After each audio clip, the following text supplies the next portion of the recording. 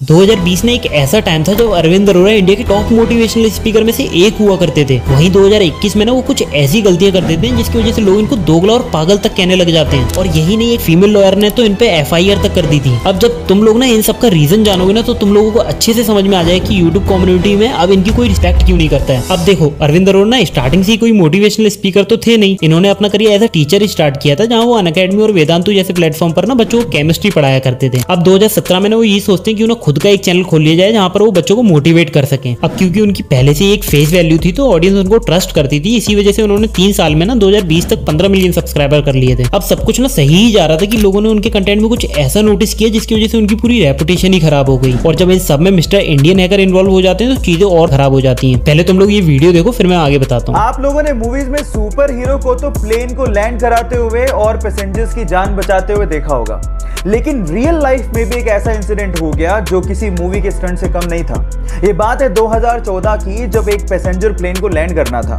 लेकिन जैसे ही पायलट ने टायर्स को खोला तो आगे वाला टायर ढंग से खुला ही नहीं। अब अगर उसी सिचुएशन में वो लैंड करवाता तो पक्का कुछ ना कुछ बड़ा एक्सीडेंट होता, लेकिन इतने में होती है हमारे सुपर हीरो की एंट्री विद पिकअप। वो एक जीप लेके आता है और आगे के टायर को करवाता है लैंड अपनी जीप में और फिर प्लेन ढंग से लैंड होता है। ये घटना किसी स्टंट से कम नहीं है। बहरहाल उसने अपनी जाबाजी से बहुत से पैसेंजर्स की जान बचाई, तो इस बंदे के लिए 1 लाइक तो बनता है।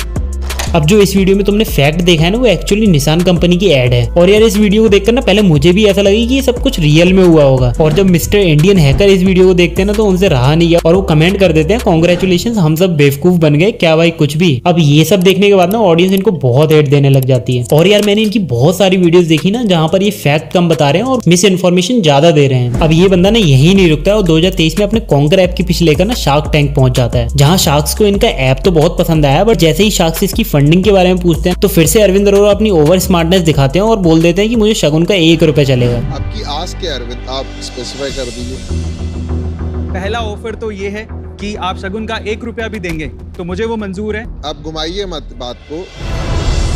जी करंट वैल्यूएशन डबल सिंगल नहीं, आप ये बताइए आपको कितने पैसे चाहिए। जी 40 लाख पे 1% इक्विटी। 40 लाख पे 1% चाहिए जी, पर हम यहाँ पर ये चाहते हैं कि अगर 40 लाख पे 1% इक्विटी हो तो हम लोग यहाँ पर 2% डाइल्यूट करें। मतलब क्या है भाई, इसका क्या बोल रहे हो, समझ नहीं आ रहा। अब उनकी इस लॉजिकल पिच सुनकर ना शार्क्स इतने भड़क गए कि उनको सीधा बाहर का रास्ता दिखा दिया। अब इसके बाद लोग इनको इतना हेट देने लगे और इन पर तरह तरह के मीम्स बनाने लगे ना कि ये परेशान आ गए थे और इनके जहाँ मिलियंस में व्यूज आ रहे थे ना, वहाँ इनके लाखों में व्यूज क्रॉस नहीं हो पा रहे थे। जिसके रिस्पॉन्स में अरविंद एक वीडियो भी पोस्ट करते हैं, तुम लोग खुद देख लो। शार्क टैंक सीजन 2 में कॉन्कर को फंडिंग तो नहीं मिल पाई, लेकिन इसका मतलब ये कतई नहीं है कि कॉन्कर आगे नहीं बढ़ सकता। कॉन्कर आगे बढ़ सकता है और कॉन्कर आगे बढ़ेगा, पर हमें फंडिंग नहीं, आप लोगों का प्यार चाहिए। अब ऑडियंस ना यहाँ इनकी हिपोक्रेसी देखकर ना और भड़क जाती है और कहने लगती है अगर फंडिंग ही नहीं चाहिए तो कोर्स ही फ्री कर देता। अब अरविंद अरोड़ा की परेशानी यही खत्म नहीं होती, क्योंकि इसी बीच गुड़गांव की एक फीमेल लॉयर उन पर FIR कर देती है, क्योंकि अरविंद उनके हनीमून की क्लिप यूज कर लेते हैं विदाउट उनके कंसेंट के, जहाँ वो अपनी वीडियो में ये बोलते हुए नजर आते हैं कि लड़की हनीमून वाले दिन भाग गई, जिसकी वजह से इनके ऊपर डिफेमेशन का केस भी किया गया। अब यहाँ तक ना उनकी रेपुटेशन इतनी खराब हो चुकी थी कि उनके कमेंट सेक्शन में लोग उनको भर भर के स्पैम कर रहे थे। अब यही 2024 में ना वो अपने चैनल को रिवाइव करने के लिए ध्रुव राठी का सहारा लेते हैं और उनको कंट्रोवर्शियल वीडियोस बनाना स्टार्ट कर देते हैं। और एक और बात बता देता हूँ, YouTube भी इसमें दूध का धोना नहीं है। आपको ये बात समझ लेनी चाहिए, अगर उस जर्मन शेफर्ड की वीडियो